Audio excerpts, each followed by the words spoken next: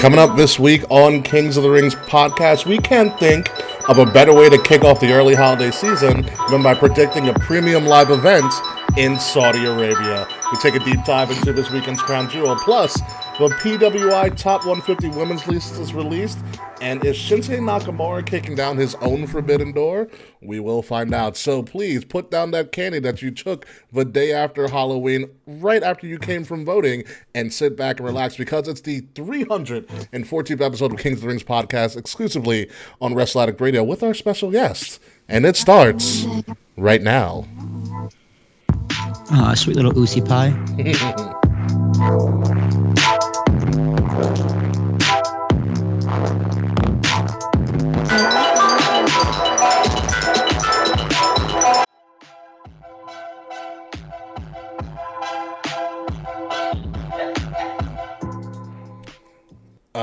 Yeah. Oh, baby, let that Halloween candy fly. Just put the blades on the fentanyl to the side and stay conscious for it all. US fentanyl, let's go to USB port. Oh, yeah, you missed out. I got the good stuff over here in New York, baby. It had the coordinates to Epstein's island on it. Oh, I don't know what I should do with it. Give it to the people putting brain chips in the vaccines. That's all you got to do. They'll know what to do with it. That might cost me $1 trillion lawsuit with me and Alex Jones on trial for $1 trillion. I would be a character witness for you and totally throw you under the bus. Be like, he's guilty. Oh, for sure. Totally guilty, 100% guaranteed. Throw you under the bus in a second. Ladies and gentlemen, welcome to Kings of the Rings podcast, episode 314, the Uceyest of the juicy. I am your host, King Ricky Rose, along with Willie T. No DK Murphy, as you can see, as we bring into our transitions, which I forgot to change, but DK Murphy is out on assignment or for something, so technically K Murphy is they got missing. A meeting. Yes. So instead of K, we have Jay Valerio right here. So before we get into all of that and we talk about Jay and all of that fun stuff, look at Jay, look at that in K's video right here. It's great. To get that set up. I thought I did have it set up, but hey, it is what it is. It's perfectly fine. You do look. Let's look at it. I like the royal fact, though. What's my royal fact? What is your royal fact? We got to know. What is your royal fact? That is your royal fact. There it is. A boy that apparently has what? Apparently has friends. Yeah, apparently. Tell me. It should have been, dude. We had a full prime rib at the wedding this weekend. A full fucking piece of prime rib. It was unbelievable. You gotta wait a full prime rib? Yeah, like a whole piece of like weddings they just do like little portions for the actual meal. Yeah. Like, no, it's a full ass piece of prime rib. It was huge. Really? Yeah, it was dude, I'm telling you, the best food I've ever had at a wedding. Most weddings have been kind of like disappointing in terms of food. That in my experience, but this wedding, on. So the welcome drinks was on Friday night. Okay. But they did it at a steakhouse in Quincy, which is first off great choice. It's like a steakhouse Italian place in Quincy. Yeah. And they did the rehearsal dinner right before it. Okay. So they did a rehearsal dinner. Then at 7:30, everyone else comes in. Mm-hmm. But after they had just eaten dinner, they brought in so much fucking food. They brought in sushi, like 3 different types of sushi, wings, jumbo shrimp, actual shrimp, pasta, meatballs, bar pie, meat and cheese, and fruit platters. Like, this is after half the people who were already there just ate a full meal. That's gross, dude. Like, plus the open bar. This is the welcome drinks, Ricky. The fucking welcome drinks. The next day of the wedding, we're bussed in school buses from the hotel in Braintree to the venue in Hingham, which was like a 25-minute ride. Okay. The ceremony 25 minutes, straight to open bar, meat, cheese, food, hors d'oeuvres, like, scallops and bacon, like short rib grilled cheese, regular grilled cheese, rice balls, little egg rolls, and from there you go and hit a full prime rib. I mean, god damn. That sounds absolutely amazing. Wow, it was it was amazing. The best food. The wedding was nice too, but I hope it was. Food was out of this I hope world. it was. Do you want to introduce our guest, sir? Yes, so our guest today is a man we met at the wedding. Jonathan Valerio. I say it right? Jonathan? I said it right. You did, yes you did. Yeah, I said it Got right. something right, finally. Yeah, thank God. So Jonathan, you were also at the wedding. I hope your experience was as good as mine. We bonded over wrestling, as most people do. True. Yeah, I mean, that wedding was fantastic. I mean, 4-hour drive up to Boston for the weekend. Yeah. I mean, the hors d'oeuvres, appetizers were amazing. The dinner was great. Cake was good. Dancing was the best. The drinks were great. Can't complain. That, you guys talk about wrestling over the weekend? I mean, I'll take that any weekend. Yeah, and it was literally in my hometown. It's just like, I know where we are. Guys, think I went to school down the road. I'm like, okay, loser. Yeah, my high school was literally around the corner from the hotel. Wow. Didn't go. Fuck that high school. Yeah, should happen in your partner as well. Now we've got all of our pleasantries out of the way. It is time for the big thing that we do. Since Jonathan, you are a first-time guest on the show, I'm going to have Will lead us in something that he started way back when that we have no appropriate name for, actually. In the 5-6 years that we've been doing the show, we don't have any other creative name than just... It's the first guest game! Than the first guest game. First guest game! What we do have is creative little opener, like... Oh, look at that. So pretty, the first guest game. All right. So it's very simple. It's just these are the questions every wrestling fan needs to have the answer to. So the first question, the first guest game, Mr. Jonathan, is how did you get into wrestling? What made you become a fan? So when my grandparents came to this country, it was like the 70s or 80s. So they used to watch it on TV because, wrestling used to be on like that, the free channels that everybody used to have. So they started watching that, and they actually went to Madison Square Garden to watch Hulk Hogan because Hulk Hogan was extremely popular worldwide, especially in Dominican Republic. So that then transitions out to my parents, my cousins, and honestly, it was my cousins who got me to start watching wrestling. And I just never stopped. I mean, they stopped, but I just kept watching it. And then I try to get other people to watch wrestling too. And they're like, "What the fuck? You're a loser." I'm like, "No, this is cool, All right, excellent. Yeah, excellent. Favorite wrestler of all time and favorite wrestler currently? Ooh, all right. I'm a little biased because I grew up watching this guy. I know everyone grew up in the Attitude Era, but my all-time favorite was probably Randy Orton. Hell yeah! Wow, great answer. Great choice. Legend killer Randy Orton. I'm talking we're talking. Hey, nothing you can say. That Orton. Hey, yes. Fuck yeah. That is the best Orton. Yes. You're correct. You're correct. Oh my God. His transition from Intercontinental Champion to World Champion, defeating Triple H and whatnot, that was a great storyline. I mean, they kind of messed up his world title run, but that's just my opinion. I think they should give him a longer one, but I would probably say him. And you said current, right? Currently, who's your favorite person? Right now? Oh, man. By the way, Taquan for some reason is smoking you in the chat, and it's hysterical. I don't know why, but Taquan's just going off. Taquan said I thought he was going to say Savio Vega. Looks like an in-between of dark skin and white Sammy Sosa. Jeez, man, this guy's killing me. I don't know why. Currently, I picture the pussy's getting moist to the mention of all that food. Who's your current favorite wrestler? Oh, man. I mean, I love the Tribal Chief Roman Reigns. Everybody else loves him. But for myself, personally, I think it's the underutilized Dolph Ziggler. Wow! How dare you? Wow. How fucking dare you? I love Dolph Ziggler. Wow, no one tell Nikki Skywalker about that comment. No one tell anybody that. Dolph Ziggler sucks. No, what? No, dude. All right, we're gonna bring this up again. Is this the Oscar bait argument? Yes, fuck yes, the Oscar bait argument. So you know why Dolph Ziggler sucks? Because he wants so hard just to he tries too hard, and he kind of got far. In the end, it still doesn't matter. I know. Yeah, Dolph Ziggler sucks. He's like, it should have been me. I'm acting hard, emotion, passion, and he sucks at it. He's still better than his brother. Ziggler. Oh yeah, that's for sure. Ziggler can get a better promo than 80% of the roster. No. He can't though. He just tries to. He tries to think he can. You know, I've never been happy that someone got a concussion until Dolph Ziggler got a concussion. No, you're ridiculous. That's terrible.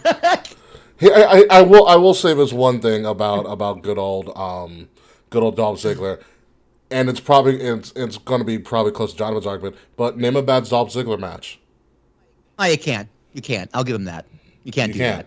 Again, Oscar bait. He's trying so hard. He sells so hard for that recognition, that Oscar, and he doesn't get it. Listen.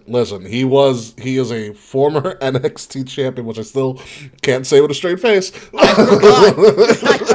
I totally forgot that happened. You know, that was probably what made me stop watching NXT altogether. Dolph Ziggler's on it. Fuck this show. NXT champion. He's like a championship away from being a Grand Slam. Yeah, he's not going to get it either. He's going to lose to Baron Corbin. I don't think he won the. He didn't win the U.S. I believe.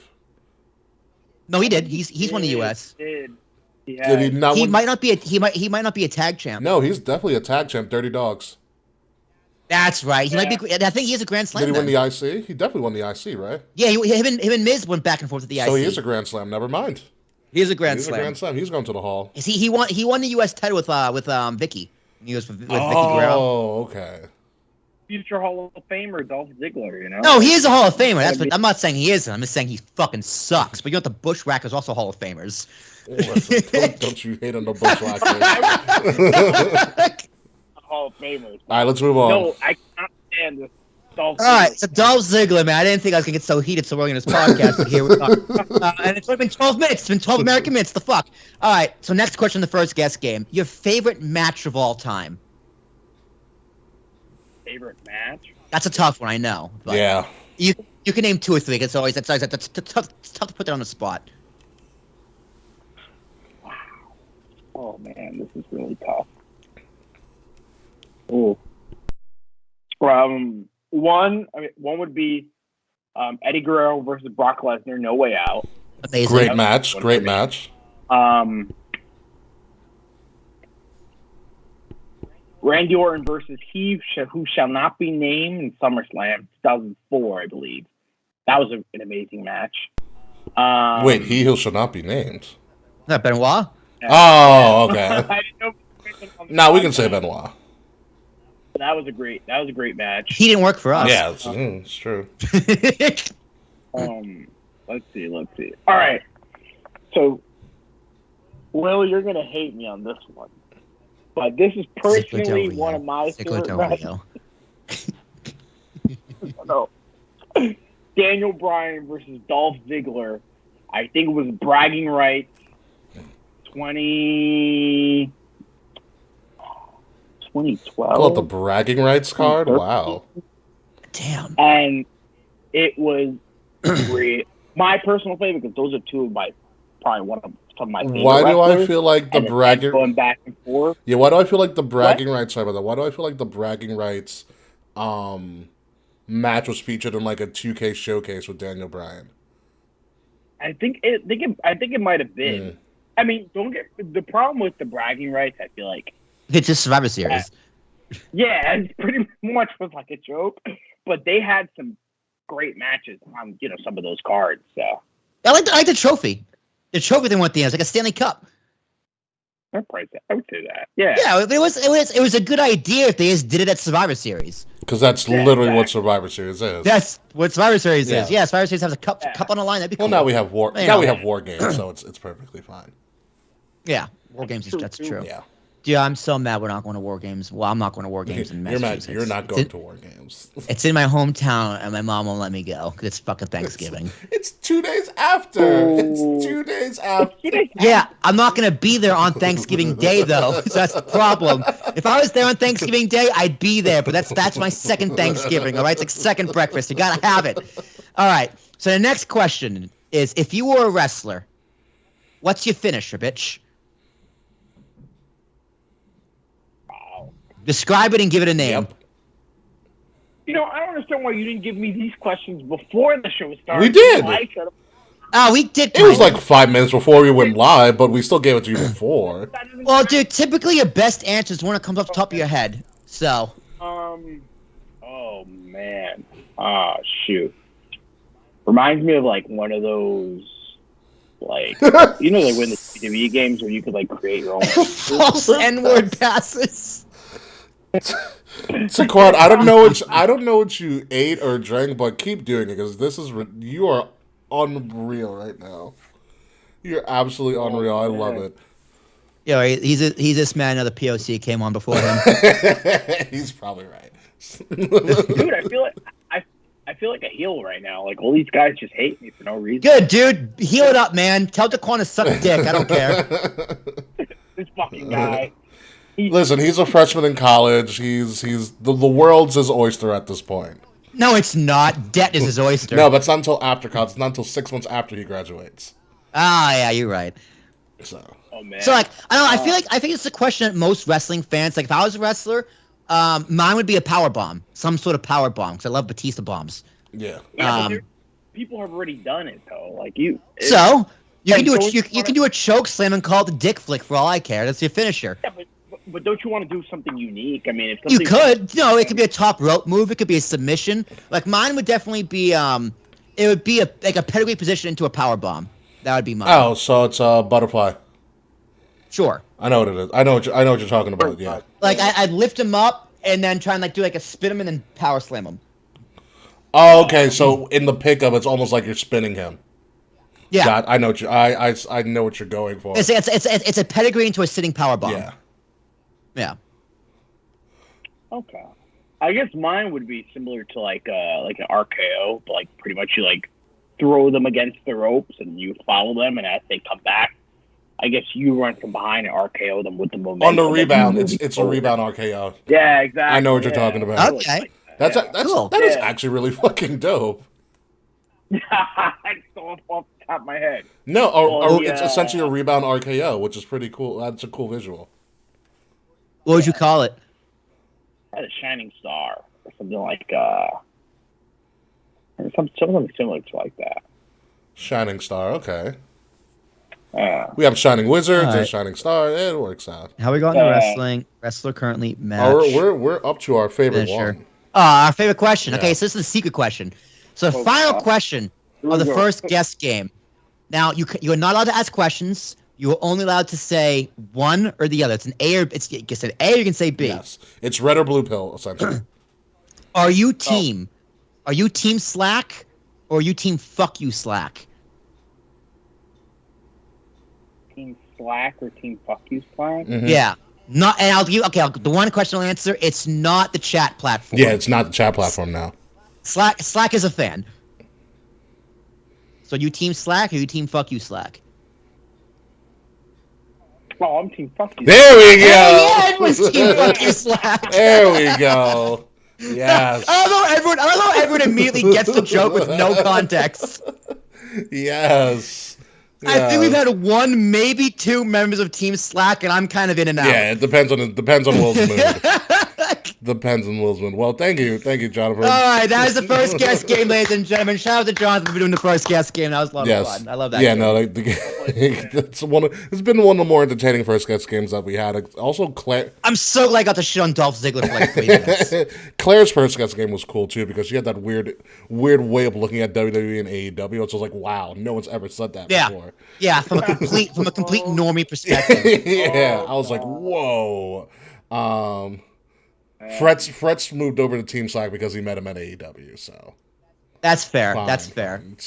Yeah, Fretz, we got to talk about that. What actually happened? Like, what actually happened that night?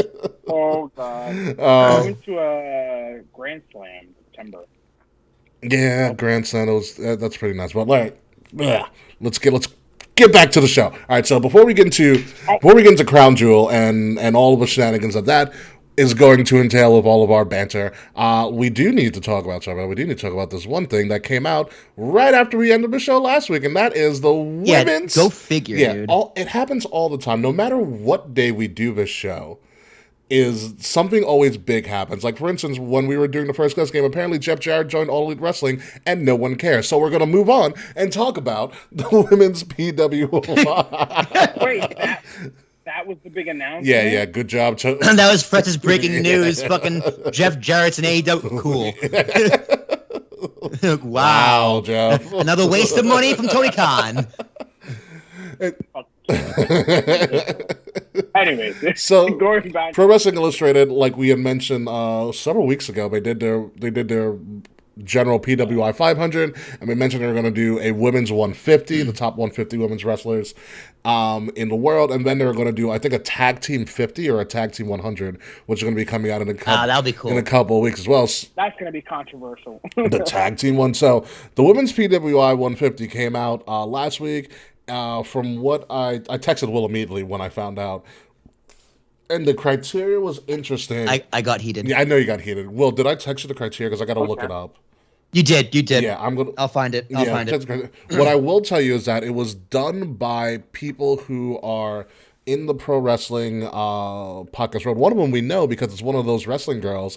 I believe Queen PR was on the committee to select the top 150. So, Will, if you don't mind, can you? Well, I got words for her. can you tell me the criteria of what it was before we go through the top 10? Criteria: in-ring achievement, influence. In-ring achievement, influence on the sport/promotion, technical ability, quality/breadth of competition. Great word, breadth. Okay. activity, minimum of 10 matches or 6 months with at least one match in each. Yeah. That's it. So the qualifications are And 10 what was matches. the date? What was the date? Oh, sorry. I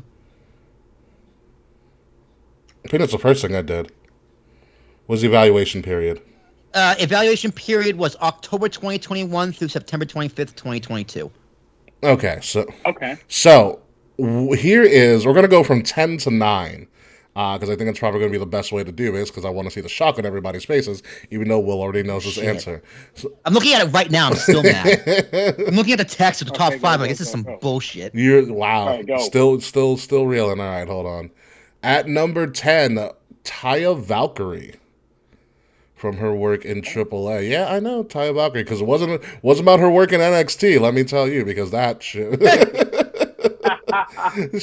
I mean, good for her. Yeah, I mean, good. I mean, NXT missed out, but, that was during the Vincent days. At number, where are we? At number 9, Starlight Kid, which I believe is from Stardom. At number 8, Charlotte Flair. At number 7, Saya Kamatani, again Stardom. At number 6, Jordan Grace from her days in Impact. I'm waiting for Jordan Grace to stop fucking around in Impact and come over to at least AEW or WWE. At number 5, the baddie of all the baddies, the JD from NY, Slayer on the internet, Jade Cargill. At number 4, big time Becky Lynch. At number 3, At number 3 from AEW, Thunder Rosa.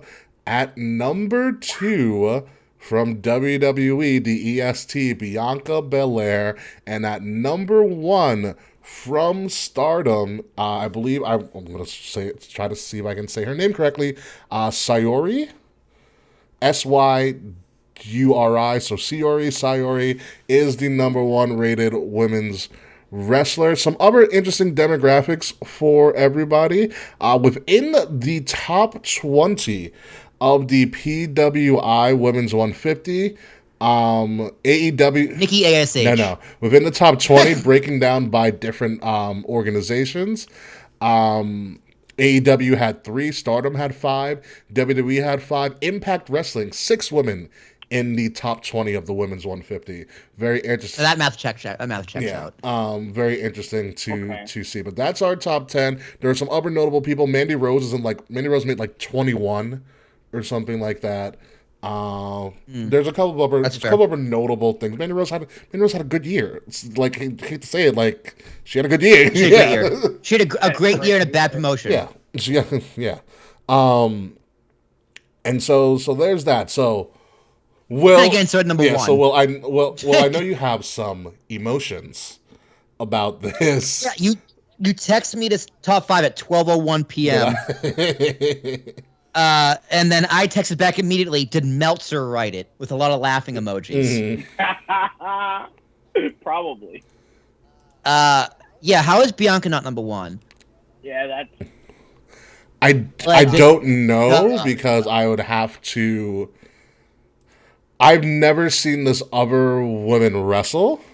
Yeah, which is why she shouldn't be number one. Exactly. Yeah. I just haven't seen her wrestle, so I can't. It's hard for me to comment. It's like who's the best team in football? The one that never is on primetime television. But I mean, that's also it's also kind of a semi bias because like we just don't watch Stardom. It's like when Kenny Omega was number one. Was anybody going to deny that Kenny Omega was number one, even though he was working at? No, absolutely even though he was not. wrestling But in New Japan. everyone knows who Kenny Omega is, though, right? And you can easily find his matches. Like you can go on YouTube and find New Japan matches. I've never heard of this person.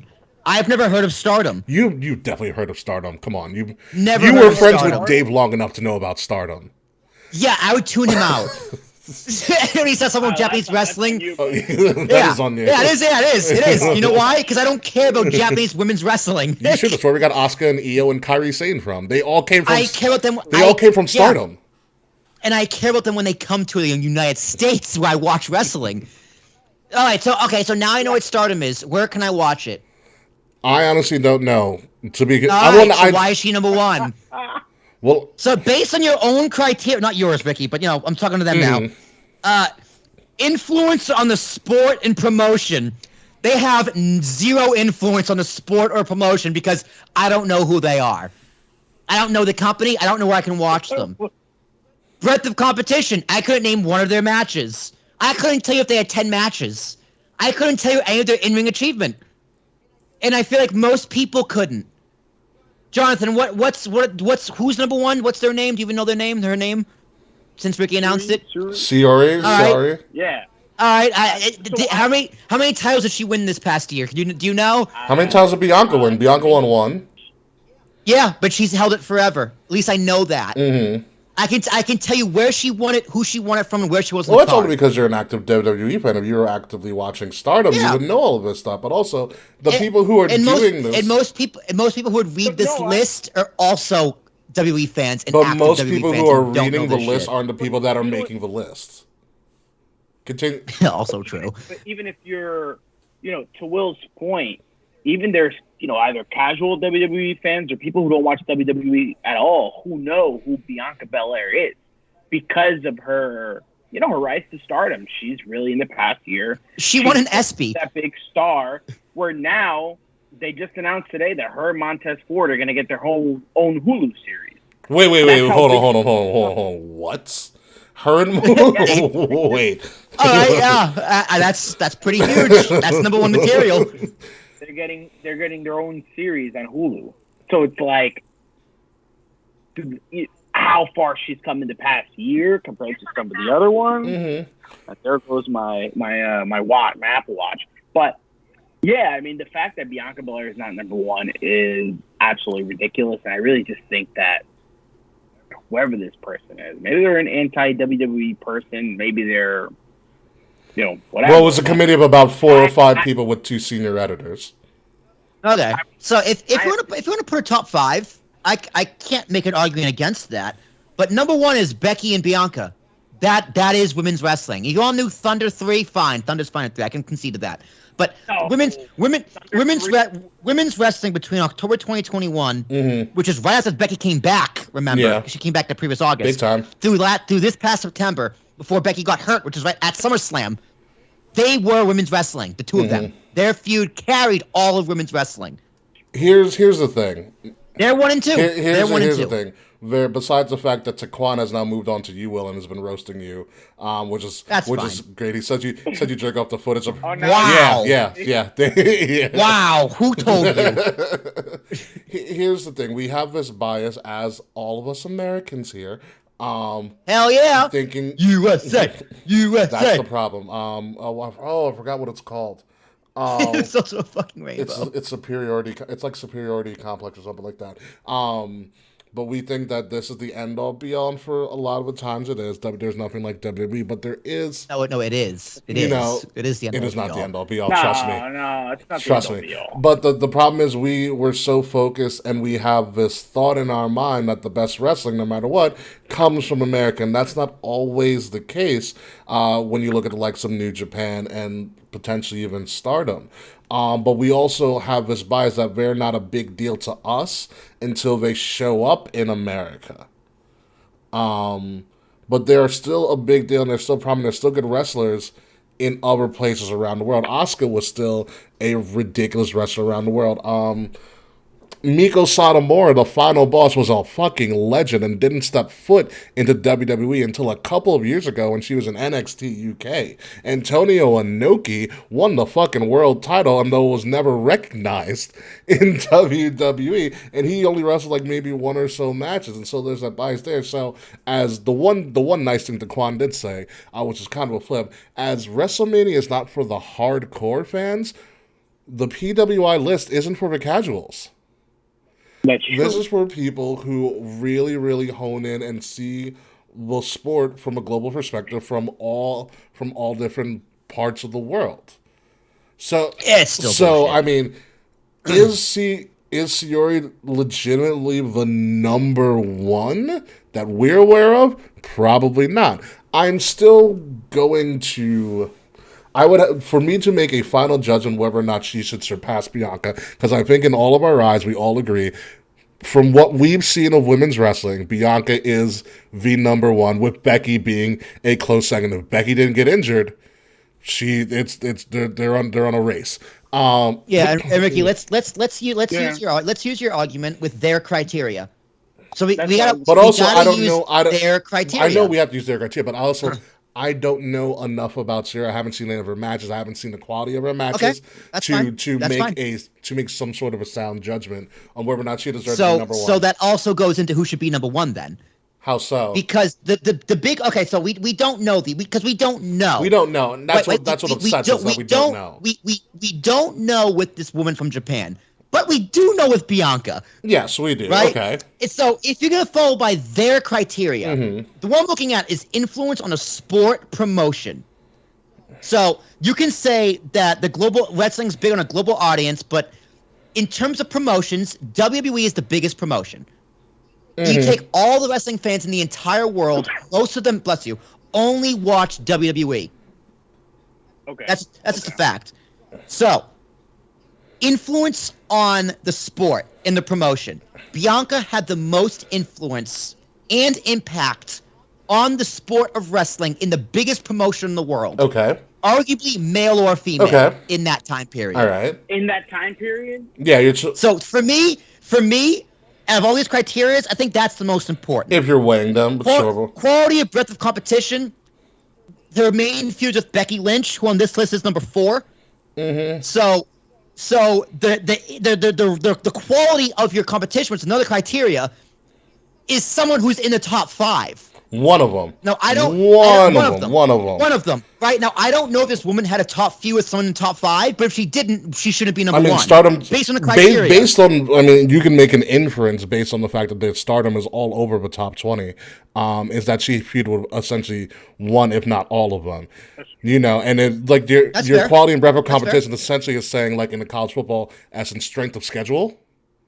Okay, that's fair. So with Stardom having a fair amount of people that she had feuds with, like for instance, if you take Becky Lynch out of, we're talking strength of schedule perspective, you take Becky Lynch out of Bianca's feuding, name another memorable Bianca feud.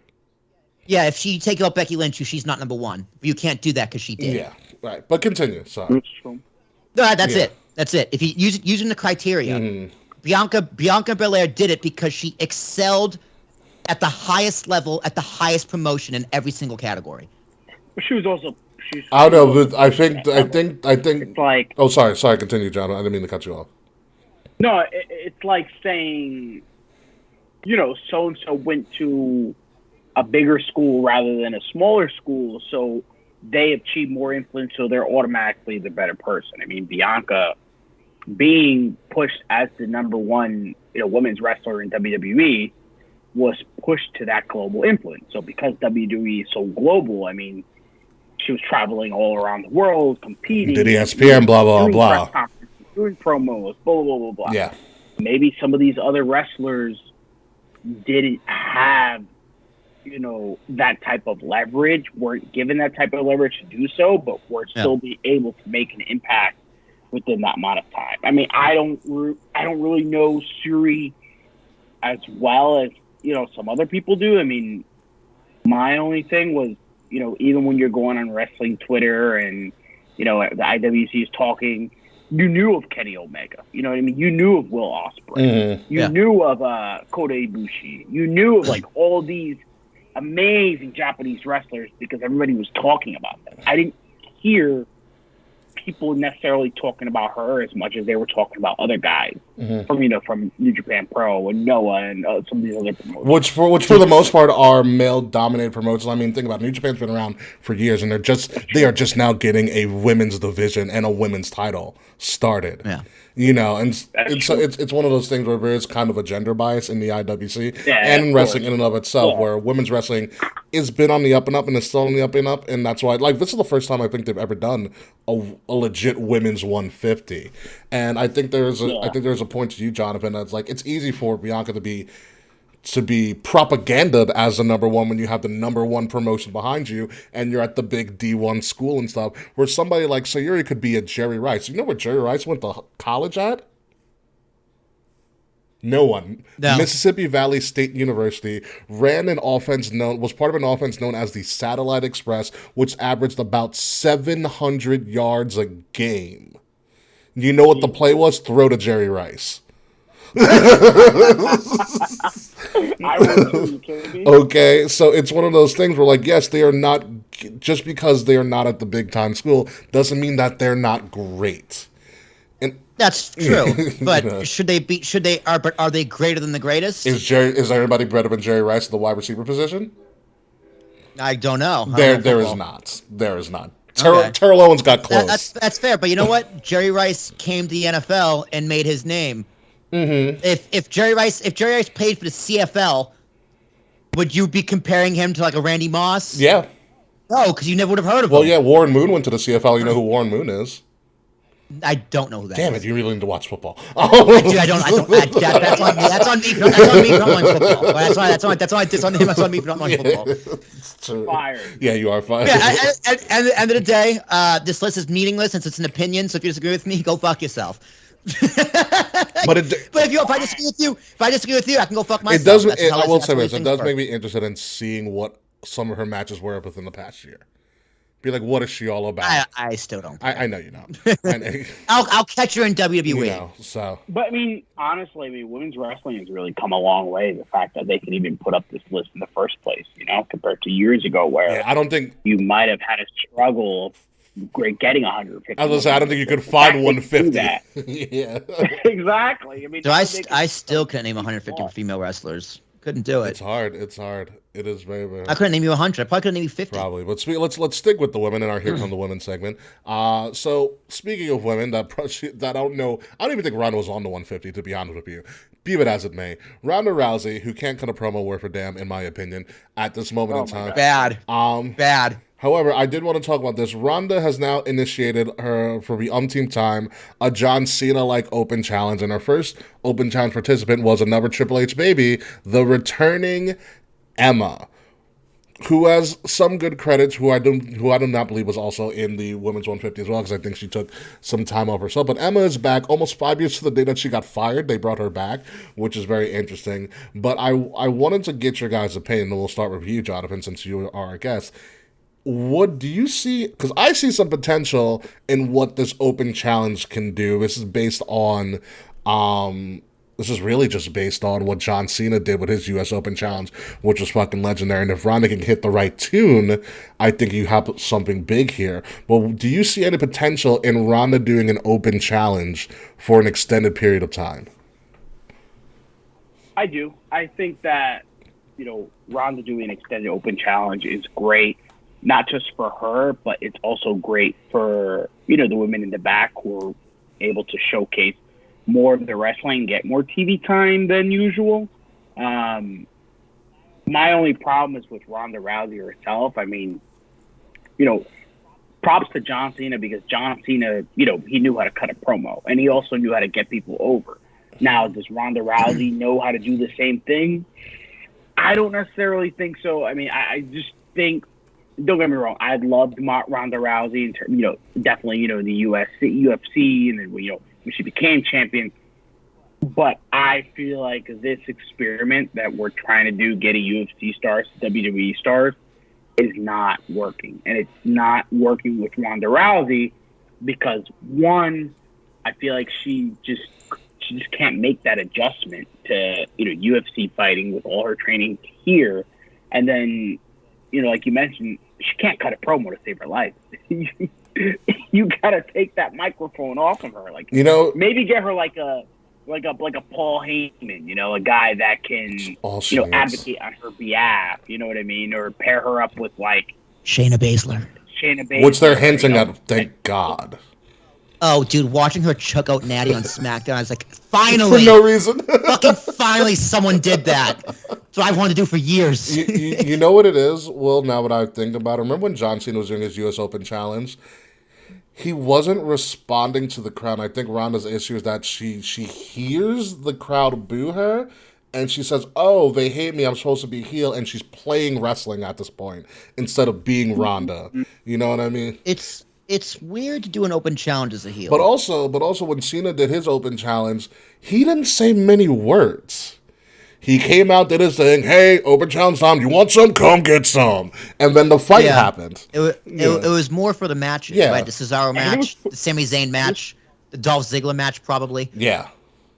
Putting on bangers, too. Like, great matches. Kevin Owens match. Mm-hmm. Matches, well, can Ronda do that? You know what I mean? Can Ronda, put up consistent matches week after week after week? And I mean, she can for sure.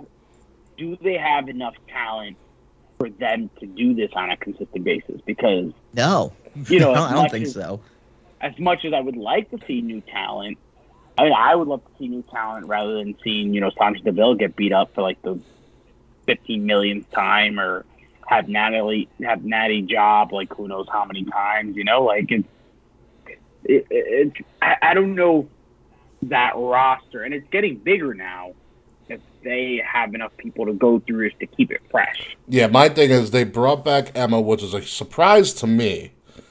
Is she staying or is it a one-off? I think she's staying. She's staying. I think she is staying. So I believe this is Daddy Trips yet again. This is Daddy Trips finally pushing what he wanted to push without Big Bad Vince in his way. He always wanted to expand the women's division. NXT is loaded with a lot of green women's talent, and I think during this open challenge, you're probably going to see an influx of people coming back. Sarah Logan, your boo Will, is on her way back. If you've seen the promos, hell yeah. Sarah Logan's on her way back. I think Emma is the first of some other people that will return to the company now that Triple H is in hand. I think they're all going to be showcased in some way, shape, or form in this open challenge. It could be some NXT people just doing a one-off just to get some minds on NXT. But I think in my crazy booking here, this is me being a mark real quick. Here's how it goes. Ronda runs through a bunch of people. You get to, and this is also my short booking because I think you have to move on from this because, like you said, Jonathan, I don't trust Ronda for doing this for too long. I feel you on that. But I think she runs through some people. You'll get up to either Survivor Series or the Rumble, and Ronda doesn't have a match because she's run through everybody in the open challenge. Who the fuck is she gonna face? I'm not like most girls. I think Nia does return, but it's not Nia. Oh, it's Sasha. Charlotte Flair. Sasha beats Ronda. Takes the title off of Ronda. Yeah, you do love Sasha Banks. I mean, there was one way to drag. Man, she got no one just coming. She got no one just coming back though. Nobody knows, but it's fine. I love to see her on Hollywood runways, and her social media is great. I don't care. She's a Black Panther. Her in the New Day, and Jimmy in the background smiling for once. Yeah, with Naomi. I got a prediction though. I think her next open, if she has one of those open challenges, I think it's gonna be Chelsea Green. Yeah, Mrs. Zack Ryder. I think Chelsea Green got a bad rap because she blew out her knee twice. I know. Shame. Like, I would love to see Chelsea Green. I think Nia Jax will come back to a mega pop. Maybe. I think Nia Jax will come back to a big pop. Obviously Naomi would come back to a pop. Tegan Knox, if she can walk on her two bad knees, would be great to come back. But it is what it is. So before we move on to Crown Jewel, as we've been going here for a while, this is great. We can almost have a 2-hour show with you, Jonathan. You are an excellent guest. Let's go. This also leaked right after we got off a show last week. Pro Wrestling Noah is having one of their big, one of their New Year's matches going into the new year of 2023, featuring the Great Muta, who's on his retirement tour for the Again? I guess, with his surprise opponent Shinsuke Nakamura. And as you guys know, this got the interwebs going off, being like WWE has finally opened up the forbidden door and is allowing their wrestlers to go to other promotions. And I have some thoughts about it, but before I go to my thoughts, Will, what are your thoughts on Shinsuke versus the Great Muta? Cool. Yeah. Like, it's cool. Legit, it's actually happened. Shinsuke posted it. Like, it's a real thing. Yeah. I mean, is it a dream match? I mean, maybe, kind of. I don't know, but... Yeah, I mean, Muta's a legend. Nakamura's a Japanese legend. So why not? Why not? You know, when I first saw this, I definitely thought, I was like, who came up with this? Like, I thought this was somebody like did a Photoshop job real quick. Like the one with Sheamus. Almost. You know what it is? So there is a Twitter account that is it's called like Pro Wrestling Versus Generator. So it's a random generator, and it puts two people against each other. So it'll be like Raw for the Impact Championship, Nick Gage versus Al Snow, and it'll tweet. Dude, that's how Tony Khan books Dynamite. And it'll tweet it out. I'm dead. And it's amazing. So I thought it was that, but then it turns out it's actually a real thing. I'm interested for it. Pro Wrestling Noah's a really good company. It's been around for a very, very long time up in Japan. But here's my thing with this at all. Because people are like, oh, this is the forbidden door opening for WWE, which is bullshit. Because if anybody knows WWE's way better to do business, especially with the Japan companies, we have lent out wrestlers to New Japan and stuff, especially in the 90s. Tons of times. We're talking about Undertaker's done a match. Hulk Hogan's done a match. Andre the Giant was over there. I believe Warrior was over there for a little bit as well. The Road Warriors. They sent him back real quick. Yeah, they were like, whoa, too much. You know, so this isn't a new thing. And also, if you're going to go to Jericho as well, also you want to go to modern times when Evolve was around, which, God, I miss that promotion so much. Yeah, WWE would frequently have their up-and-coming NXT talent do Evolve circuits. Velveteen Dream, Tyler Breeze, the Street Profits were the damn Impact Tag Team Champions for a good while. Fabian Eichner was a world champion in Evolve. Not, I said Impact, I meant Evolve, sorry. Fabian Eichner was Evolve champion. Were. Yeah, they were. I have a picture with them with the Evolve Tag Team titles. Raquel Gonzalez, like all of these good talents. Johnny Gargano went through there as well. Tommaso Ciampa showed up. So this isn't new, and I think this is also a big thing because this is Triple H playing chess while everybody else is playing checkers. If we go to the Triple H's big picture, which got sidelined for a little bit because Vince was being Vince. He wants NXT Japan. He wants NXT. One of his satellite sites is going to be Japan. Europe, Japan, Mexico are your three big ones that he's going for. And he's doing the same thing that he did when he got NXT UK off the ground, which will now turn to NXT Europe. He partnered with the local promotions and lent wrestlers out as charity, so that in the future, when Triple H and company rolls in with NXT, no one has a fucking issue. Yep. Yeah. It's called Consolidate. Yep. Fucking now. Yeah. He's creating relationships with these promoters. Like, if you go back to one of the first takeovers from the UK, he even had the promoters from ICW and Progress in the front row, and they highlighted them on the show about who they were and who they represented. You know, so this is Triple H playing politics, because NXT Japan is probably the next big NXT after Europe that will open up. So do not be surprised. Imagine the UN stepped in. It's like, hey, well, hey. This is a corporate monopoly on the global stage. All right, no more consolidating. We're gonna break you up, WWE. You're broken up. Guess who's coming back? WCW is back, baby. We're gonna put Eric Bischoff in charge. Oh, No, that we're gonna sell half of WWE to a consortium, and the consortium is gonna be. And this is how Vince McMahon comes back. You just hear his music. It's a strut. I bought your competition, Which was my company, so I'm back. which is fine. gonna be like promo. That was just promo work. Yeah.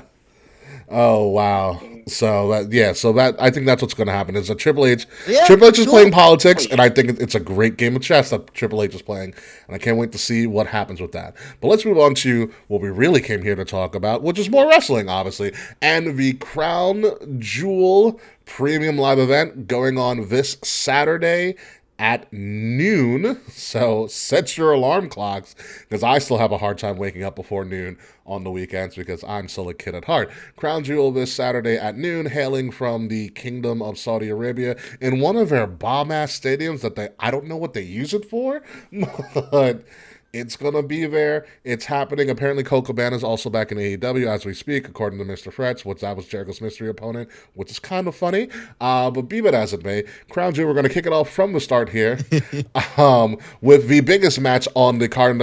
And the reason that this thing is going to make a shit ton of money for no reason. Roman Reigns, Logan Paul, WWE Universal World Heavyweight Championship on the line. They've been promoting this one lucky punch mantra, and Roman Reigns is like, it's so fucking stupid. Roman Reigns, exactly. So that's what Roman Reigns is saying. Like, Roman Reigns is like, this is not Ucey. I don't know why I'm even doing this. Oh, because you're getting a paycheck, Roman. So do we have to talk about this? He's had 3 matches. Yeah, like, do we have like? Dude, yeah, it's gonna be great. I can't wait. I think it's gonna be great. Jonathan, what do you think about this? I think it's either gonna be like Logan Paul's gonna get slaughtered, or I think it's gonna be a fantastic quality match. I just wish they would have hyped it up a little different. So instead of like his stupid one lucky punch because he has like metal screws in his hand, like they should have had, they should have had him like, he was trained by like, Shawn Michaels and some of the best legendary, trainers across the planet within that time span to make it look a little more realistic that, he might beat Roman. He's been trained by the best. He's, been taught by the best. He's a quick learner. He's going to be great, blah, blah, blah. The stupid, it takes one lucky shot. It doesn't take one lucky shot to knock down Roman Reigns, who beat The Undertaker at WrestleMania, who beat Brock Lesnar like 3 times. Speak on it. No, it's going to take more than one lucky shot, I promise. Roman Reigns. Especially when we all know the shots are fake. One lucky fake punch, and you're going to fake fall over. Which makes it... and apparently Jake Paul's going to be in his corner, too. Like, that's a rumor. Oh, God. Ooh. There's a mistake. Yeah. The guy's a loose cannon. He can't even read. He can knock out Anderson Silva, though. Whatever. Anderson Silva's way past his prime, and it was a boxing match. Put him in a UFC cage. Anderson would still beat his ass. Yeah. That's why. There's a reason he boxed Anderson Silva and didn't fight Anderson Silva. There is a real reason for that. Be it as it may, this is going to show you how good Roman is in leading a match and selling for somebody who can do absolutely nothing for him. There's a reason I think AJ Styles is still the greatest performer in the HBK of his generation, and it's because of his performances with James Ellsworth. The fact that he almost saved James Ellsworth from dying, from breaking his neck during the Styles clash, but he sold James Ellsworth to the moon for no reason. AJ?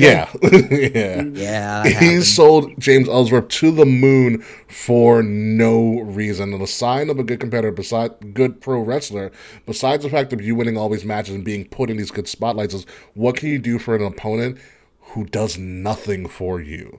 Scott Hall did it Yeah. for the 1-2-3 kid way back when. You know, and those are some of your better performances are the ones where you get your ass beat. Like Shawn Michaels. Shawn Michaels, yeah, exactly. Shawn Michaels. multiple times. And whenever Brock wants to sell, it's usually one of his better looking matches. Yeah. That's true. You know, be that as it may, Roman Reigns is going to kill this man. Yeah, dude. I mean, here's how you sell this match. Hey, internet, you want to watch these bros get beat up forever? Well, here's one of them, guaranteed. He's gonna get his ass whooped. It's guaranteed. You've been claiming this for years. It's guaranteed. He's going to get speared, Superman punched, power bombed, and probably kicked in the dick. It's guaranteed. Watch it. Please. That's it. That's why Logan Paul has come out. Hey guys, I'm gonna get my ass kicked. But who knows? I might get lucky. That's it. That's the story. Face turn. What's that? Do you think that'll lead to? Who, Roman? I say like Logan Paul getting absolutely destroyed. The fact that people will start to sympathize with him. Nah. And he gains more respect and become a no, too much heat on him still. Too much heat. I mean, Logan's being presented as a face, kind of. Roman's already a face, yeah. Roman's just over. Yeah. He doesn't matter. Roman's Roman at this point. He's not a face or a heel. He's just Roman. There's too much Logan Paul heat. Sure. Like, people still want to see Logan Paul get his ass beat for things he's done outside of the ring. Of course, yeah. Like, people want to see Logan Paul get beat. Very effective. Yeah, people want to see Logan Paul get beat for just existing. Like, it's like Logan Paul is not Pat McAfee. So when Pat McAfee first came in NXT, I wanted Pat to get his ass beat. I was like, this fucking punter, this piece of shit, blah blah blah blah blah. You know, but then I was like, fuck the Colts. Yeah, fuck the Colts. But then like, you realize, like, oh, he actually knows the business. He's good at what he does. He's a good entertainer. He's a good performer. And not many people are sold on Logan Paul like that. Oh, I don't know. Don't mistake his performances at WrestleMania and SummerSlam for people liking him. We just know that he can perform athletically. I mean, honestly, I think he did better than 70% of the roster. If you want to be real about it, but yes, and I mean, we'll see. Here's the thing. Here's what they should have done when they're promoting this match, and I think, Will, you remember this. Like, when AEW first started out and they were doing a bunch of these big time matches, what they would do is that they would start to interview these wrestling legends and talk about the ins and outs, the potential of this happening or that happening. I think that's what they should have done with Logan Paul and the Roman thing. Just a bunch of random wrestlers that you have on like your Legends contract and just talk about it. And Shawn Michaels, the ones that aren't AEW. Yeah, right. Shawn Michaels could have been one of the people like, well, I trained him, blah, blah, he has the potential, blah, blah, blah. That's how you build credibility to him and not just having him thrown out to the wolves on SmackDown every 2 weeks, be like, I have one lucky punch. And struggling. Talk about can't cut a promo. This guy But also, before we move on, it's also really hard. Like, if they told me, hey, you're gonna have a segment in front of the crowd on SmackDown, great. I'm already shitting my pants. Don't worry, you're not gonna be like, oh, who am I gonna be with? You're gonna be Roman Reigns, Paul Heyman, and the rest of the bloodline.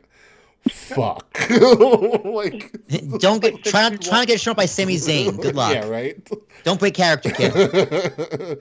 Like, that's like, 61. how do you stand in the ring with Paul Heyman and try to out promo him? Yeah, dude, he had colluding Jews in his promo. You can't beat that. Yeah, it was hilarious, dude. You can't beat that. Yeah, he's put in a really shit position, but who knows? Maybe he'll surprise. I'm interested to see how he does and how long this match goes before we get to the Roman Spirit in a 1, 2, 3. 12 minutes. We'll see what happens. Moving along on this card, one of the first of like 3 big hoss fights from 2 guys who just want to beat the shit out of each other. Cowboy Brock Lesnar, ponytail and all, back really early because he needed a paycheck from Saudi, versus Bobby Lashley, who just dropped and just these guys just want to beat the shit out of each other. And this is the best. Yeah. This is the best build on the entire I'm card. here for it. Yeah, Brock wins. Sure, Jonathan. What do you think of this? think? Yeah. I think Brock wins. This is tough. I'm gonna go with Bobby. I think that with the Triple H regime, I think what they really want to do is they want to get some of the full-time current wrestlers over. Mm-hmm. And I think that, I think Brock taking, a pin from Bobby Lashley at a big event like this will certainly catapult Bobby Lashley to that next level. Now, I definitely understand if he doesn't, because to beat Brock Lesnar, you got to be on some next level, like, ridiculous. Mm-hmm. But Bobby Lashley's going to have to, bring it. But I think I got Lashley. I think I got him. Hey, technically, Bobby did beat Brock. Technically. True. I would love to see Bobby win, but if you're going to beat Brock, Lesnar needs to be for a reason, right? It's got to launch you somewhere. You got to do something afterwards. What's Bobby Lashley's afterwards? Roman? Maybe? That's a feud I want to see. Yeah. But then again, Sami Zayn's working the loop with Braun Strowman. You see Sami Zayn hit the Superman punch on Braun Strowman? No, I did not. That was hilarious. Which it's amazing. Braun sells it so good. Which makes you think Braun's gonna go after Roman next, which I would also love to see. So that's my thinking. So if Bobby's gonna beat Brock, he should go to Roman. But if he's not, there's no point in beating Brock. Brock has lost a feud with Roman, so he needs to get some heat back, get some momentum back.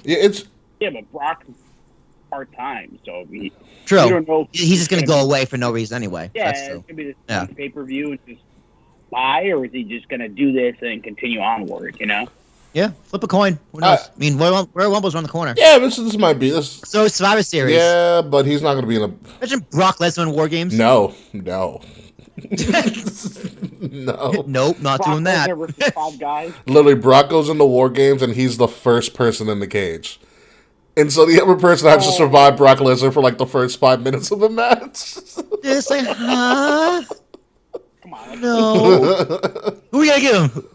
Booyaka, booyaka! That's my pueblo! Rey Mysterio runs around for 5 minutes and Brock can't catch him.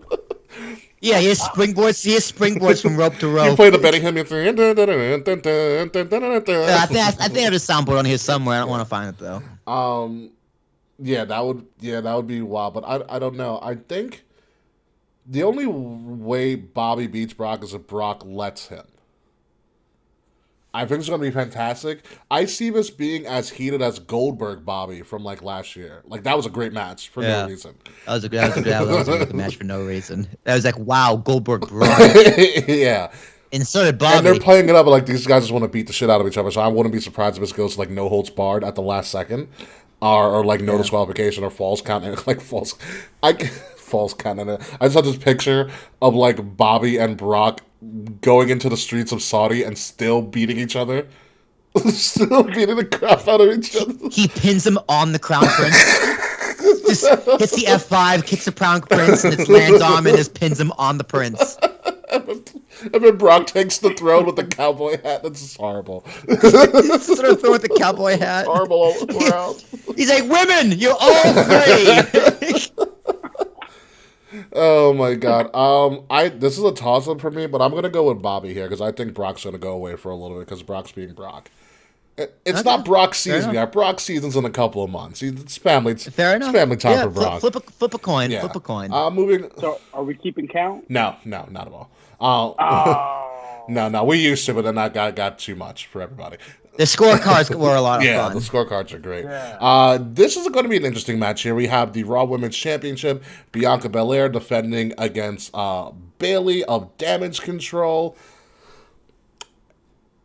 This is an interesting one. I don't Bianca's coming up being number 2. Bayley didn't even place in the top 10 because she wasn't back yet. Yeah, because she was injured all the time. And so my question is, do you have arguably your number 1 female wrestler in the world drop in Saudi? Jonathan, you're up. Yeah, I think Bayley's going to beat Bianca, and I think what really confirmed it was what do you call it? Io Sky and Dakota Kai. Kai and Sky. Dakota Kai. I think them losing the tag team championships solidified that I think Bayley is going to win the women's championships. Now, I think what they've done with Damage Control is it's kind of tough to book them because everyone wants them to be booked like the Bloodline, where all of them have the championships. But I do think with them losing, the way the bookings work, I think that Bayley somehow, probably with the interference of Io Sky and Dakota Kai, and I think maybe one other person they have on their side, I think is gonna get her the championship. It's gonna continue the feud, I think so, but I think the tables will turn this time. Will. Depends when Charlotte comes back, really, because Bianca Charlotte's the match. That's the match. So if Charlotte isn't back for a few more months, I could see Bayley picking it up and Bianca taking it back. Mm-hmm. But Bianca needs to hold that belt for Charlotte Flair to come back, and then she probably beats her too. So do we know what's holding Charlotte back from coming back? Not a clue. She's on a honeymoon. Probably creative. I mean, because it's like she had her honeymoon, she got married, she's not pregnant that we know of, she doesn't have to have surgery on her boobs again that we're aware of, because she takes time off from that because, her boobs pop because she wrestles. It's happened like 3 times. It's probably creative. Honestly, like Bayley was ready to go for months and they didn't have the creative for. Fair. Because they're wrapping up the Becky feud storyline. Yeah. So now they got to wrap up the Bayley storyline to bring in Charlotte. Like maybe Charlotte comes back at Saudi, if she comes back next week, who knows? Charlotte coming out at Saudi would be interesting because they've never done like a return at Saudi. And how do you sneak her in? She is a 5'11" blonde woman. Tall. Yeah. Yeah. So it's totally popsicle that Bayley wins. Yeah. But she's not gonna have it for too long because Bianca needs that belt for Charlotte. Yeah, be a transition. I do think Bianca, if we're going to do night one and the females, and you do a female main event, night one, Bianca Charlotte, that's your night one. That's your night one Mania. That's it. That is it. If Bayley does win, it's because she's transitioning. She'll only hold it as long as Rumble. Yeah, I would love to see Bayley win. I'm a big Bayley fan. Yeah, always have. You're a big Pam Martinez fan. Yeah. Yeah. Yeah. Man, it's the Latinas, man. They're my weakness. And West Indian, they're my weakness. Yeah. Just make sure your girlfriend hears that. Yeah, don't get yourself in trouble. Hey, she don't listen to this podcast, so she's not. She'll listen to anything Bianca watch. You'll hear it tomorrow. Be like, I heard you. Fuck, you're right. She does love Bianca. God damn it. Oh well. What are you gonna? Just don't cut the clip. Yeah, definitely not. All right, and also. Fuck. Let's go. Also, which was announced randomly, it's not a match at all, but we're going to have another Bray Wyatt promo segment. If you guys saw on SmackDown, he debuted, or we got the debut of his character named Uncle Howdy, which sounds so creepy. And so I'm interested to see what he will say in front of a Saudi crowd, if it actually pushes his narrative of whatever the fuck's coming with Bray Wyatt. The fact we're not seeing him in the ring is interesting. But Will, what do you think is coming of this Bray Wyatt now Uncle Howdy situation, all the stuff that's going on? Because I'm confused. I have no idea, and it's weird. I need to see it play out, but right now I'm not the biggest fan of it. Bray is kind of in the ring being like, hey guys, like he's ready to cry, and he's all emotional, and then him in a mask appears on screen, and it's just, what's going on here? Like, what is this shenanigans? It's like, Bray Wyatt's back, what do we do now? You know what it is? It's the fact that he had such that, like, it crescendoed to Extreme Rules. It crescendoed to Extreme Rules, and we had the moments. It feels like one to come down. It doesn't even feel like we're on a come down. It feels like we're. Oh, yeah, we have post-nut clarity. I feel like we're on a reset. We have post-nut clarity. We're like, why do we do this? I feel like they're on a reset. Yeah. And which is fine. Give it time. Yeah. You know, like, I remember when Bray Wyatt came as Mr. Rogers, everyone's like, what the fuck is this? This is bullshit. They're burying it. And now they do anything, they have it back. Yeah. So, what I learned with Bray Wyatt, just give it time. So I don't know what to think because there's not much to think about. Yeah. Jonathan, what do you think, Jonathan? I think there is going to be another debut. I think there's going to be another family member that's going to be debuting at Crown Jewel. I think it's going to be whoever Bo Dallas is playing as his character. I think that's either that, or I think it's going to be like a different version of himself. It's either he's playing 6 different versions of him, or there's going to be different people. But I think that debut is going to happen at Crown Jewel, and I think that's going to re-up the momentum, heading towards whether it's Survival Series, Royal Rumble, etc. I just want to know who is his first feud going to be against. That is also a very good question. Yeah, listen, if Bray Wyatt is playing 6 different versions of himself, and Mick Foley should be fucking pissed.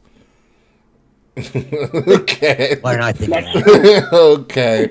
Also, if it is going to be Bo Dallas coming back, I don't want Bo Dallas to play any other character except Bo Dallas. Like all right, so if his gimmick is if the Bray thing is gonna jump a shark at some point, if you have Bo Dallas just be like, I'm talking about NXT tidy whitey Bo Dallas, Bo leap thumbs in the air, like always around next to Sinister Bray as the dumb younger brother, that's gold to me. Oh, that'd be so funny. Try to be serious here, Bo. Come on. Book it. Yeah, book it, please. Book it. Hey there, Uncle Whatever. All you gotta do is a smile and Bo leave. Shut up, Bo. Pussy. Can you imagine? I can. Oh my god, that'd be great. But I mean, I hope IRS just comes in and goes, don't forget to pay your taxes, brother. I know how many kids you had with JoJo. I'm dead.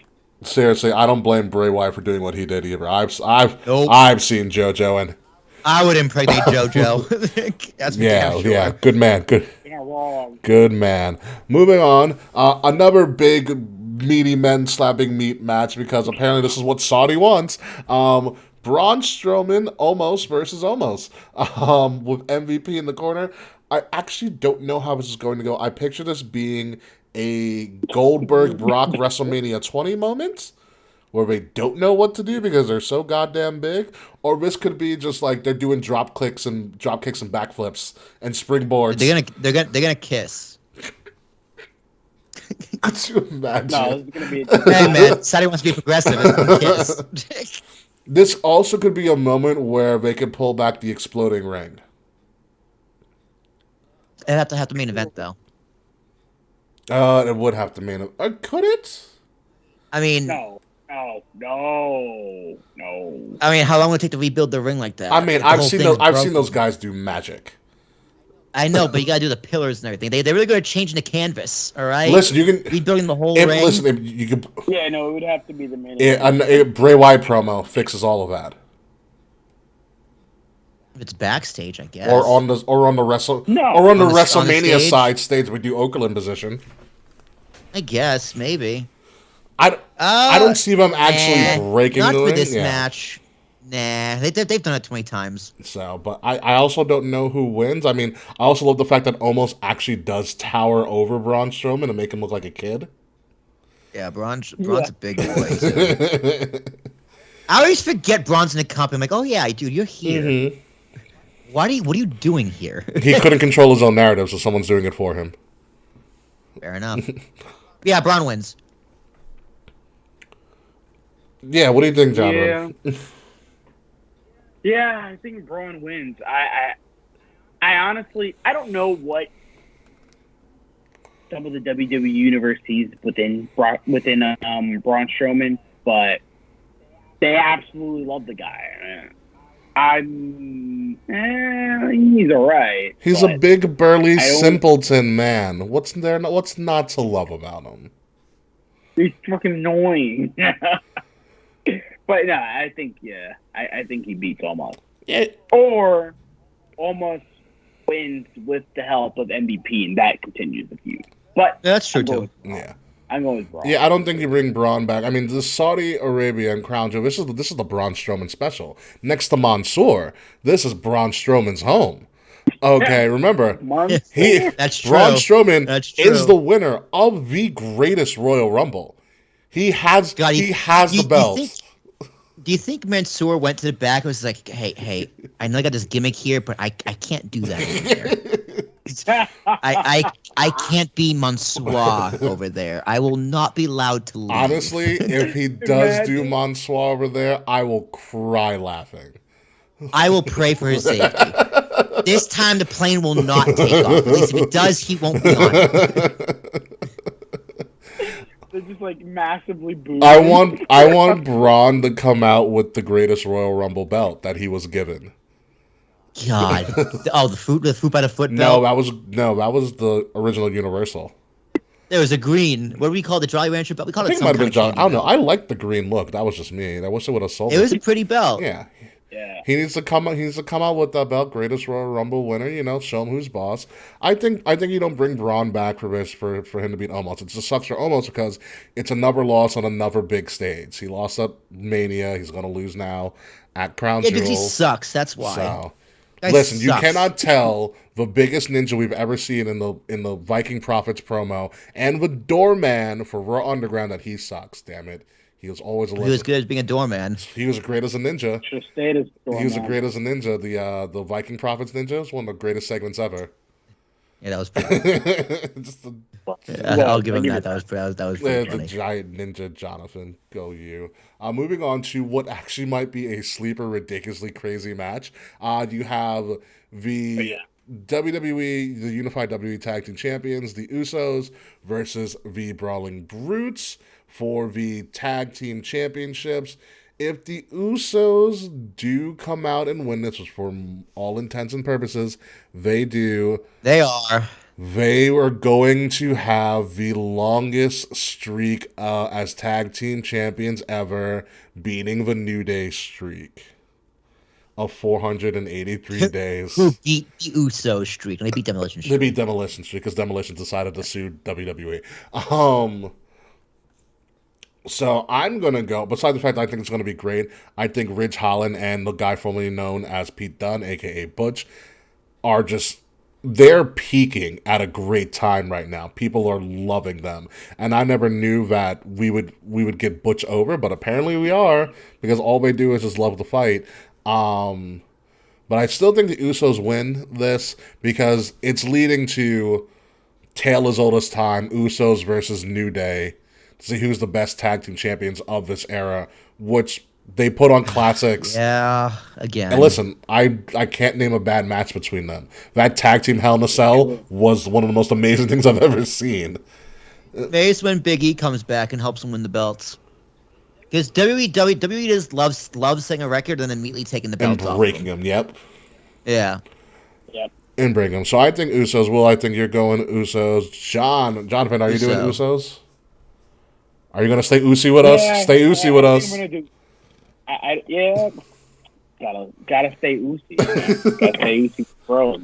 You know, But I don't know where it's gonna go from here, to be honest with you. I mean, I think originally they were thinking of doing Kevin Owens and Sami Zayn versus the Usos. I don't know if they can do that anymore because Sami's so over right now, so they don't want to pull the plug directly, but listen, Sammy, here's the thing. Sammy needs to win Money in the Bank. Sammy's my front runner now.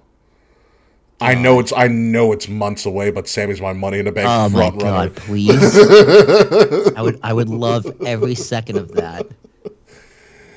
Sammy's my front runner. I'm waiting for the Ucey shirt to come out because you know it's coming. You know someone in creative backstage is like, "Oh, we're drawing up a shirt real quick about Ucey." Like it's going to be a popular shirt. I got an idea. What? I think Money in the Bank, I don't know if it's going to happen, but if Austin Theory cashes in on Roman Reigns, and if he beats him, and then Sami Zayn then beats Austin Theory because he won it that night with his Money in the Bank briefcase. I mean, that would be a WrestleMania. And then, boom, Sami Zayn's on top.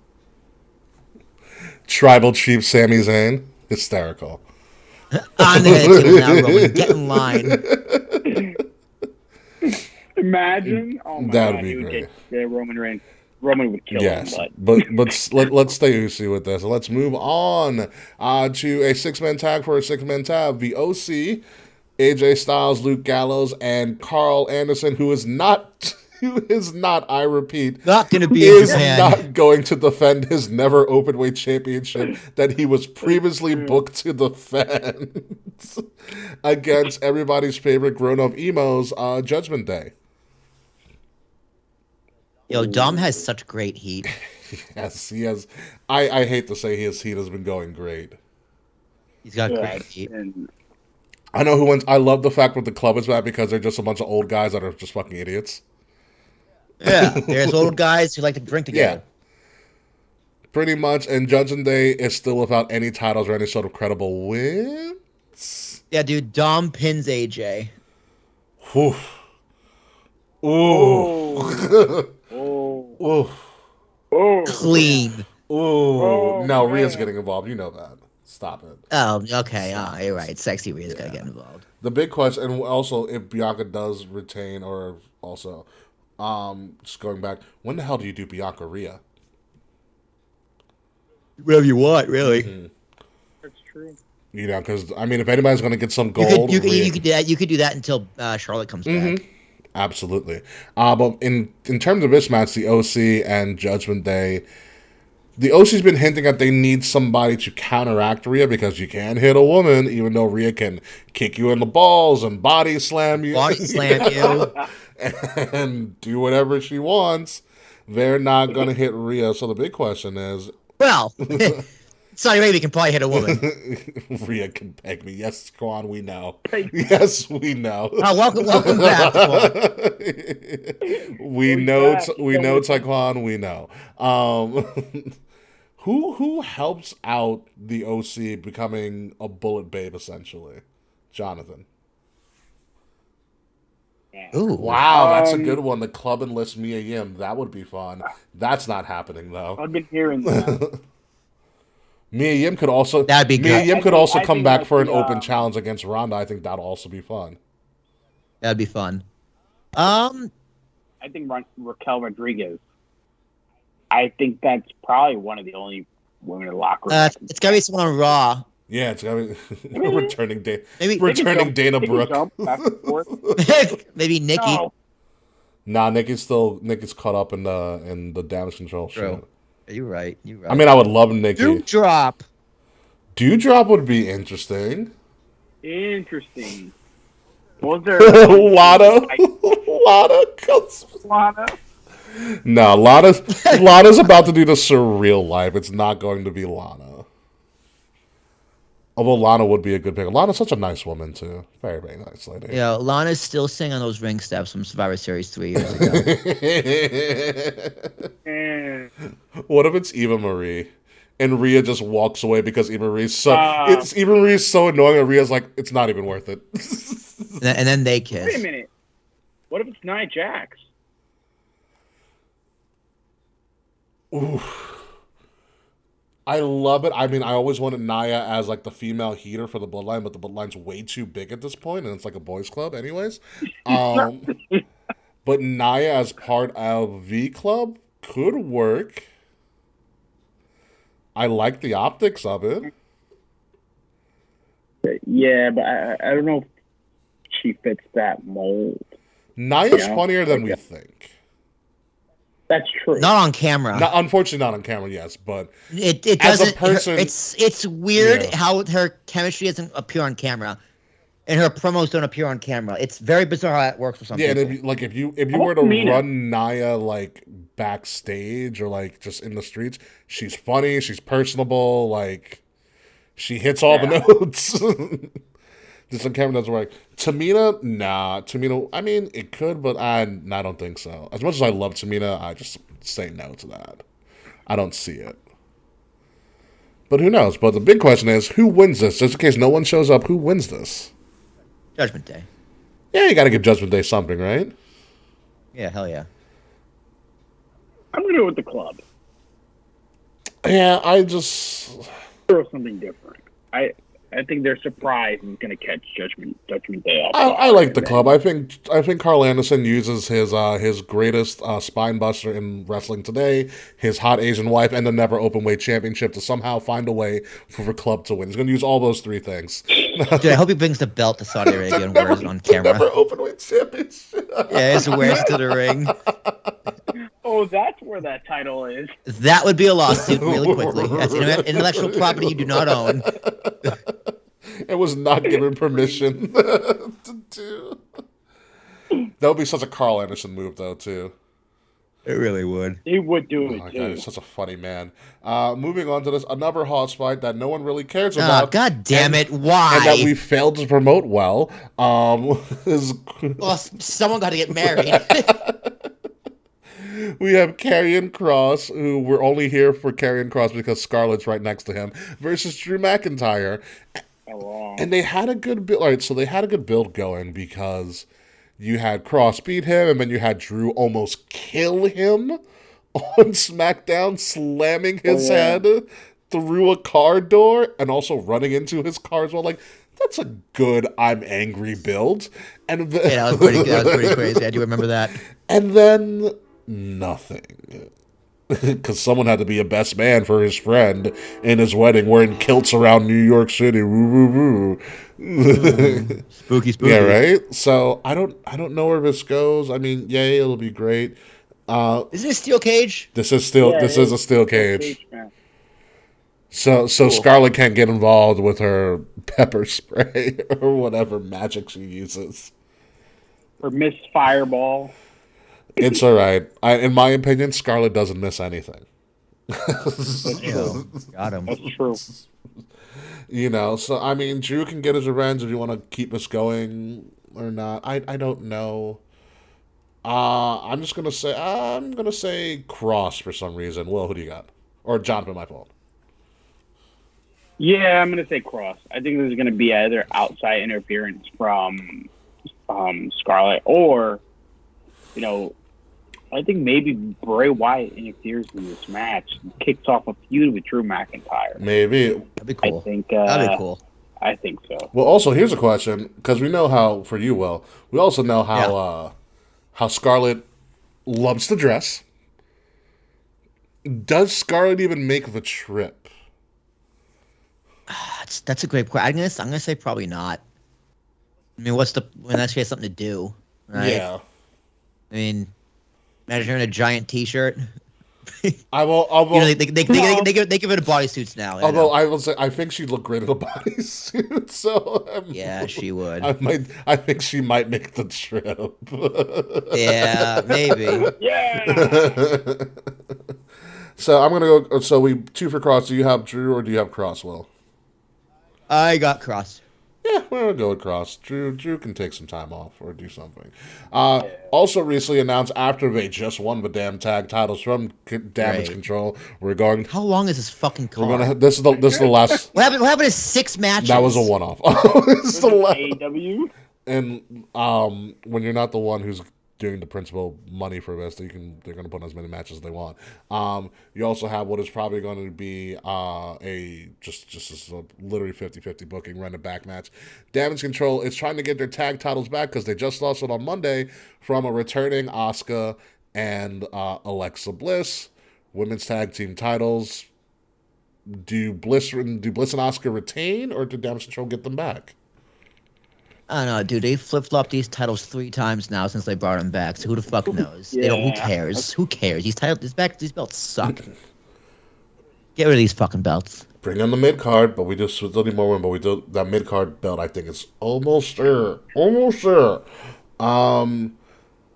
I think they retain, especially if Bayley. I think what you said, Jonathan, earlier. If you wouldn't have Kai and Sky lose if you didn't think Bailey was going to win and take this title off. Yeah. You know, so I think we have a retaining here because like you don't want to get into the split floppy, all the flippy shit with these titles. More than it has been ever since they forgot about them when Sasha and Naomi left. So people doesn't mean, but I believe that is the last thing on the card. But it is the last one on the card. Of our Crown Jewel Premium Live event, or formerly known as pay-per-view. So, Jonathan, here's the last part of our show. It's where we're going to crown it, where we're going to predict how good this event is going to be between 1 and 10 crowns, 10 being the highest, like the greatest thing you've ever seen. Really, 9.11. Shut up, Taquan. Versus 10 being the highest and 1 being the lowest. So, how good do you think this Crown Jewel Premium Live event / pay-per-view will be, Jonathan? I think it's going to be probably around, I would say, like 8.7, 8.8. High hopes over there. Very high. I do think it's going to be I think it's going to be a really good pay-per-view because I think they do show out for, Saudi Arabia, and they put on these great matches. I don't think it's going to be a 10 out of 10. I don't see that, this is going to be 5 stars. Oh, wait, isn't Rey Mysterio versus Gunther? That might be on They might have SmackDown. moved it to SmackDown. When I checked WWE last night, it wasn't on the official match card. So they might have that. They might add that as like a last second thing. But yeah, going around 8.7, 8.8. wow, I love the optimism. Will. Since I'm gonna be a little optimistic too. I'm gonna give it a 7.5. I was gonna go 7, but optimism has been flowing through my veins as well. Cause fuck Dolph Ziggler, 7.5. Whoa! I'll get into this feud every. I also got to know who is your favorite wrestler? Ooh. All time? No, right now. Right now. Oh yeah, it's Roman. It's gotta be Roman Reigns, easily. Actually, it might be Sami Zayn. I do love me some Sami Zayn right now. Yeah, there's a lot going on in wrestling right now, but yeah, I'm gonna go with Sami Zayn. Yeah. He's on TV more. Yeah. Such a casual.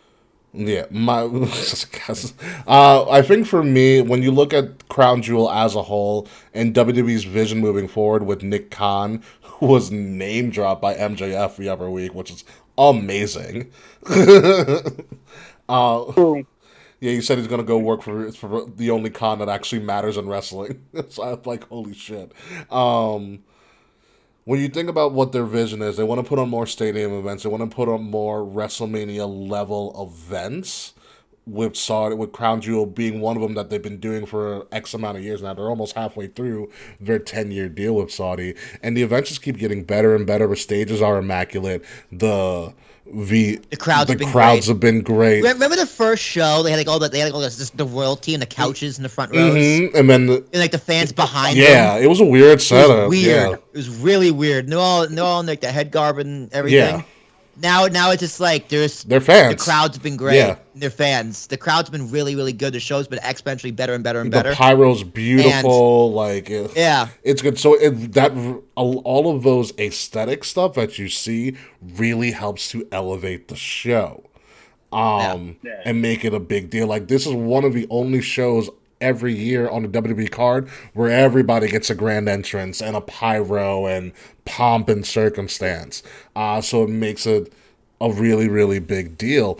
The local surprises are always really funny. The local surprises are great. Like they had like that. They had like last time they had like a fighter. Come It was one of their Olympians. No one knew. It was one of their Olympians. Yeah, there was one of their Olympians. Like who the fuck We're like, is what? this guy? Yeah. But the local surprises are good. I mean, this used to be Mansoor's WrestleMania for how many years? Yeah, he had one match. He always won that one match. So this is, and they loved Mansoor for so long. He was, of course. Yeah, he was their guy. He's Saudi Arabian, of course. So I think they're gonna love Mansoor. If WWE has the balls to do Maximil Models and Mansoor, oh man, that would be amazing. Where's LA Knight? Yeah, but I think it's going. Mansoor beats Dolph Ziggler in one of those matches. He did. Mansoor did beat Dolph Ziggler in one of those matches. Amazing. Yeah, Taquan. Seth Rollins is also a great pick. Seth Rollins is on a great Yeah, run. Seb is a great one, and so I think we are going to get a solid 8 from this. Okay, splitting the Yeah, difference. I'm gonna split the difference. I don't think it's. I don't expect craziness like I did at Extreme Rules, which for the most part was a 9.5 of an event. But It was. yeah, I think I gave it a 9. yeah. But I think we are still going to get a solid card. I mean, you can talk about WWE's programming from week to week basis. When it comes down to those big events, they usually do a hell of a job putting things together. Yep. Look at Clash of the Castle. Clash of the Castle was a nothing event, and that thing was amazing. You know? Also a great event. Yeah. And so I think this is going to be one of those things. This is going to be surprise you. It's going to be a solid event. I'm going to give it an 8. Because they've been here before. They know what they're doing. They know what the crowd wants and doesn't want, and they know the territory. So I think it's going to be an 8. And everything. So, be that as it may, that is the end of our show. And first and foremost, Jonathan, we want to thank you for being on our show for the last officially hour and a half, as we've been talking about all things wrestling and your love for Dolph Ziggler and Will's hatred for Dolph Ziggler as well. Are you going to be joining us for our post show once we're done recording? Sure. We are going to be live on Twitter, Twitch, YouTube, Facebook for our post show. We just won't be recording the video stream, but we'll be live to answer any questions. Blah, blah, blah, blah. Jonathan, Clash of Genetics. You're Taquan. You're on. Jesus, Taquan, get the stick out of your ass, bro. Get over it. I liked it better when he was quiet. Aren't you still in school? Like, you past your bedtime? You got like a test or something tomorrow? No, what is it, Thursday? No, you still have class. It's Thursday. It's not Friday. Oh my God. So yeah, if you're gonna be joining us, that'd be great. It's when Will and I just bullshit and There is hang out. Sometimes we yell at each other. yeah, it depends on how we're feeling. I can tell you some stories about one of your frat brothers, because he doesn't watch the stream. So I know that for a fact. But yeah, before we get going, the floor is yours. You can plug anything you want. Where can they find you on social media, so on and so forth. So the floor is yours, sir. Oh, Jesus. Oh, man. Well, thanks for having me. A huge Dolph Ziggler fan, future Hall of Famer, future WWE Universal Champion once he beats Roman Reigns. Stop it. At You've WrestleMania. gone too far. Anyways, thanks for having me, guys. As you can see, my social media handle is jvalera96. If you guys want to follow me on Instagram, I'd love to interact with you guys. Hopefully, they'll bring me on in the future. Hopefully, I wasn't that bad of a guest. Oh yeah, you're coming back. You're on. No, you fit Yeah, right you're in. perfectly fine. You fit right in. We'll play a second guest game. Thanks again for having me. This was fun. I had a great time. Well, except for Taquan bullying me a little bit. It's all right. Okay. We'll have Taquan come on. You know what we'll do. We'll do. Here's what we'll do. We'll do. I'll have to create another video, but we'll have Taquan come off, and oh my God, Will, this is what we're gonna do. Okay. Taquan versus Jonathan, Wrestler's Court. Oh, we're gonna do Wrestler's Court? For no reason. What is that? Shit. We've never done Wrestler's Court. Essentially, Wrestler's Court is a concept we're stealing from one of our old affiliates, the Rant with Ant Wrestling Network. They came up with a special called Wrestler's Court, where you picked a controversial topic in wrestling, like, is Dolph Ziggler actually good at what he does? And you have two people argue about it. The first time I did Wrestler's Court, there was an argument about the greatness of Brock Lesnar at the time, and I think Will remembers it was Issa versus Ant, and Issa... Yeah, Ant didn't get a word in. Issa, also known as NYC Demon Diva, like 06 or whatever, Issa is a very knowledgeable and proud Puerto Rican woman who loves her Brock Lesnar and and knows how to argue about Brock, and she eviscerated him. Oh man! Yeah. Shout out to Issa. I love that Issa's girl. amazing. She's the best. Yeah, she's big time now. Actually, you follow her YouTube. She's fucking great. Yeah, it's her OnlyFans. Well, no, but she also works for I forgot what company. Well, she has a bunch of them now, but shout out to Issa. Good for her. She deserves it. Yeah, she is her. So that's what they're gonna. Maybe you and Taekwon can squash your beef during a former wrestler's court, where you guys can just argue about one something. fight. Yeah, I don't know. Taekwon, you got to give us a controversial topic, the controversial thing in wrestling that you believe in, and we'll have you guys fight it out. But be that as it may, let's get ready to do this post show and all of that fun stuff. So, Will, if you will please set the scene and we can get out of here.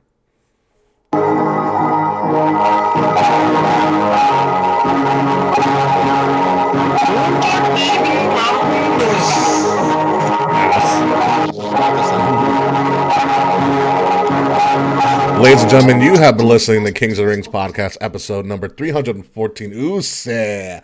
Juicy. That's been the Uceyest and juiciest episode of Kings of the Rings podcast ever. We went over Crown Jewel, talked about the greatness of Dolph Ziggler, and is the PWI Women's 150 actually valid? Who knows? I'm your host, King Ricky Rose. You can find me at Ambassador Biggs across all social media outlets, BIGZ, Ambassador Biggs. Find Kings of the Rings podcast at KOTR_podcast on Facebook, on Twitter, on Twitch, on YouTube. Follow us, chat with us on Discord, and all the other places that we are found. You can also go to our links in the description below and buy some of our great Kings of the Rings podcast merchandise, where we have over 130 items in our store. Mugs, not shot glasses, regular glasses, hoodies, all of that fun stuff. Kings of the Rings logos, Willie T's logo, my logo, K Murphy's logo, so on and so forth. If you are listening to us from an audio perspective, make sure you are subscribing to Wrestle Addict Radio, where you can find us as well as the WrestleMania podcast, the Young Lions Perspective podcast, and the Brace for Impact podcast. Wrestle Addict Radio can be found on all your favorite podcasting sites, and follow Wrestle Addict Radio's socials at addict_wrestle on Twitter and Wrestle Addict Radio everywhere else. Jonathan, again, thank you for being on the show. We are going to have you back, especially for Wrestler's Court with you and Taekwon. But before we go to our post show, Will Tarashak. Oh. My name, ladies and gentlemen, is Will Tarashak. That's T as in Thomas, A-R-A-S-A. Don't fade the black on me, asshole. S-H-U-K. All my shenanigans can be found on Instagram. My other podcast, Talking with Tarashak. I'm currently releasing a How to Start a Podcast series. It's going to be about 7, 8, 9, maybe 10-part series on how to start a podcast. The first episode was released just this morning. So if you're looking to start a podcast, that's where you're going to find it. A lot of me shenanigans, saying my opinion on things, some facts on things. If you need to buy equipment for that said podcast, so Jonathan, I know your microphone, our store is up and running. Our first equipment order has been purchased. So equipment can be purchased at our store below market price. So support us as well. Our GoFundMe has been set up as well. So if you want to give us some money, $1, $2, $3, $4, $5, anything up to as many dollars as you want from Biggest Podcast Solutions, that would be greatly appreciate it. Fretzy, I'll send you the link. It's finally ready. My name is Will Tarashak. Let's fuck out of here. Yeah, so when we come back next week, we're going to have the fallout from the Uceyest and the juiciest Crown Jewel event. We're going to look forward to Survivor Series. And, oh, yeah, Full Gear's coming up, too. We're going to have to start talking about that. So until next week, folks, goodbye. Whoa. Good night. We'll see you next week, hopefully with K back as well. And, oh, yeah, fuck you, Slack. Fuck you, Slack. See you, folks.